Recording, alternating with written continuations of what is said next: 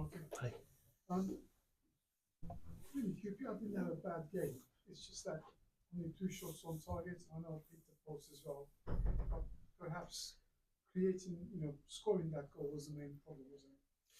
Yeah, it was a difficult game to play with a lot of free kicks, a lot of interruptions, It's difficult to pick a good momentum.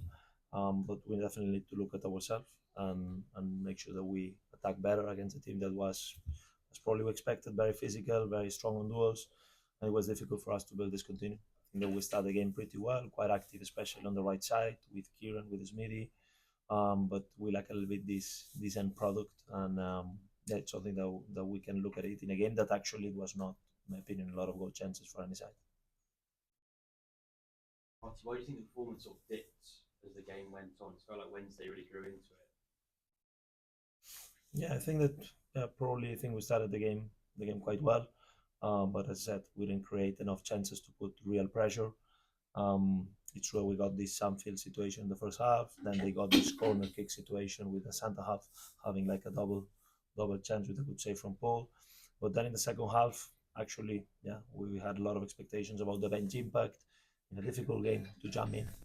But yeah, I think that probably the first goal was a big game changer, right? Because we had this crossbar situation with Ken, even the rebound with Ilias was pretty close, but we knew that in a game like this, when there is not a lot of chances, when there is a lot of interruptions, a lot of constantly every time we could beat our man, it was a free kick, so it was not easy for us to build this more fluid attacking style, and they picked advantage, and then it was difficult. We had just to risk more. It was again, as I said, a lot of interruptions, and it was difficult to build this continuity in the game. Do you think a long week of travelling, obviously Harlan, had an impact as the game went on? Yeah, it's difficult to say, but in any case, that's not where my focus is. Otherwise, I think that we can create this culture about excuses or about finding always reasons. That for me, it's always about the game. Today, we were not good enough to score goals. They were in 2 of the 3 situations probably they had, and that's it. We just need to improve. We have been in a very good run. One game shouldn't let us change the mindset that this group is progressing, that this group is improving, that probably we look back at 2-3 months ago how we played, even on the first half, the first 60 minutes. I think a team that wants to build up, that wants to be active, that wants to be proactive. Sorry, that's something that I give a lot of value. We were not good enough. Credit to Sheffield Wednesday that did really well what they wanted to do. Obviously, Wednesday are a side that seems to kind of not have your number, but you struggle.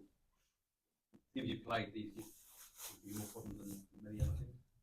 I'm not good enough. I need to keep working, keep learning, and yeah, difficult games. As I said, I have a feeling that today we wanted, but every time I don't know how many times Smithy was getting fouled. I don't know how many times we could beat the man and then getting free kick, and yeah, nothing happened. So I think that for us it's very important to make sure that we play faster, that we find better solutions in order to unlock, if that's the right word, games like this.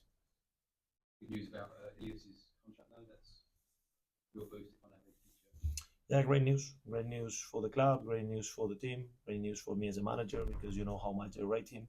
In my opinion, he's one of the best players in the league in his position, and in a difficult season for him with 2 injuries, I think still is speaking his best version of himself.